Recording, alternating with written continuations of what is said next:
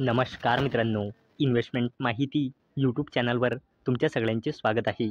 तर मित्रांनो, आजच्या व्हिडिओमध्ये आपण ॲव्हेन्यू सुपरमार्ट्स लिमिटेड म्हणजे डीमार्टचा फायनान्शियल इयर 2025चा क्वार्टर 4चा रिझल्ट बघणार आहोत. तर चला व्हिडिओ स्टार्ट करूया.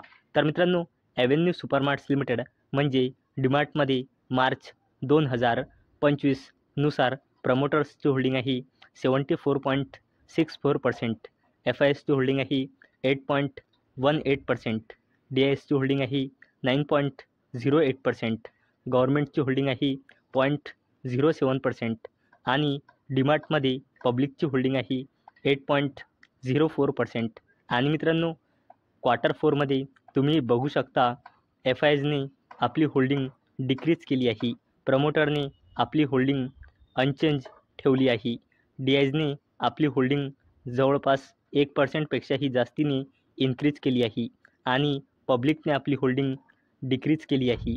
आणि मित्रांनो, DISने ही जी 1%पेक्षाही जास्तीने आपली हिस्सेदारी इन्क्रीज केली आहे, ही ॲव्हेन्यू सुपरमार्ट्स लिमिटेड म्हणजे डीमार्टसाठी एक पॉझिटिव्ह अपडेट आहे. तर मित्रांनो, आपण बघणार आहोत ॲव्हेन्यू सुपरमार्ट्स लिमिटेड म्हणजे डीमार्टचे फायनान्शियल इयर 2025च्या क्वार्टर 4चे कन्सॉलिडेटेड नंबर. आणि मित्रांनो, सगळेचे सगळे नंबर कोटीमध्ये दिलेले आहे. आणि मित्रांनो, हा कॉलम आहे फायनान्शियल इयर 2024च्या क्वार्टर 4चा, हा कॉलम आहे फायनान्शियल इयर 2025च्या क्वार्टर 3चा आणि हा कॉलम आहे फायनान्शियल इयर 2025च्या क्वार्टर 4चा. म्हणजे हा आहे इयर ऑन इयर बेसिसवर कंपॅरिझन आणि हा आहे क्वार्टर ऑन क्वार्टर बेसिसवर कंपॅरिझन.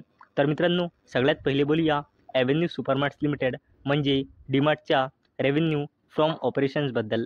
तर मित्रांनो, या कंपनीचा revenue from operation year on year बेसिसवर 12,726 कोटी रुपयांनी वाढून या क्वार्टर 4मध्ये आला आहे 14,871 कोटी रुपये.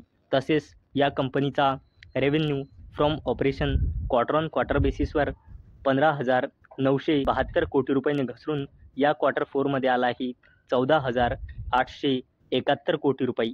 चला आता बोलूया ॲव्हेन्यू सुपरमार्ट्स लिमिटेड म्हणजे डीमार्टच्या टोटल इन्कमबद्दल.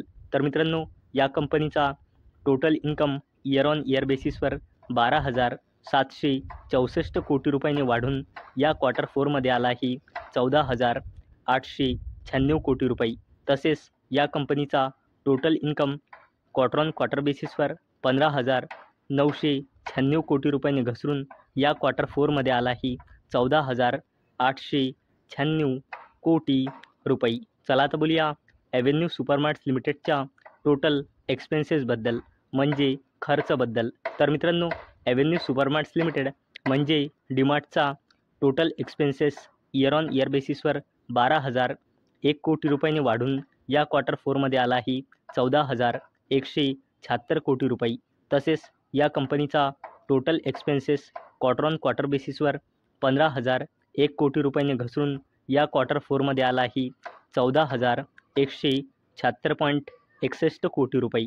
चला आता बोलूया ॲव्हेन्यू सुपरमार्ट्स लिमिटेडच्या प्रॉफिट बिफोर टॅक्सबद्दल. तर मित्रांनो, ॲव्हेन्यू सुपरमार्ट्स लिमिटेड म्हणजे डीमार्टचा profit before tax year on year बेसिसवर 763 कोटी रुपयांनी घसरून क्वार्टर 4मध्ये आला आहे 720 कोटी रुपये.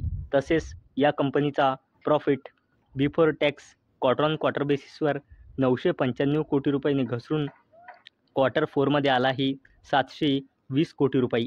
चला आता बोलूया ॲव्हेन्यू सुपरमार्ट्स लिमिटेड म्हणजे डीमार्टच्या नेट प्रॉफिट आफ्टर टॅक्सबद्दल.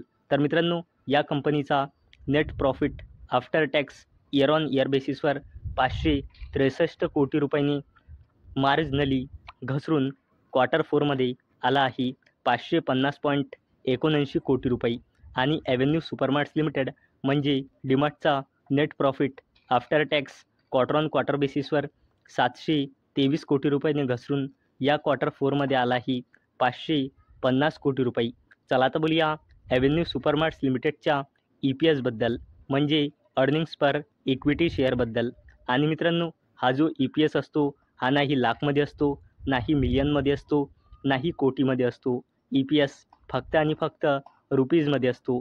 तर मित्रांनो, ॲव्हेन्यू सुपरमार्ट्स लिमिटेड म्हणजे डीमार्टचा EPS इयर ऑन इयर बेसिसवर 8.66 रुपीजने घसरून क्वार्टर 4मध्ये आला आहे 8.47 रुपीज आणि या कंपनीचा EPS क्वार्टर ऑन क्वार्टर बेसिसवर 11.12 रुपीजने घसरून या क्वार्टर 4मध्ये आला आहे 8.47 रुपीज.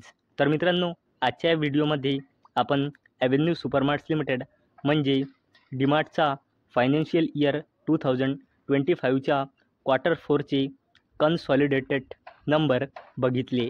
तर मित्रांनो, मला अपेक्षा आहे हा व्हिडिओ तुम्हाला इन्फॉर्मेटिव्ह वाटला असेल. तर मित्रांनो, जर तुम्हाला हा व्हिडिओ इन्फॉर्मेटिव्ह वाटला असेल तर या व्हिडिओला लाईक करा आणि चॅनलला सबस्क्राईब करा. आणि मित्रांनो, हा व्हिडिओ फक्त आणि फक्त एज्युकेशन पर्पजसाठी बनवलेला आहे. माझ्याकडून काहीही रेकमेंडेशन नाही की तुम्ही या स्टॉकला बाय करा, सेल करा किंवा होल्ड करा. तर चला भेटूया उद्या संध्याकाळी 6 वाजता. तोपर्यंत टाटा, बाय बाय.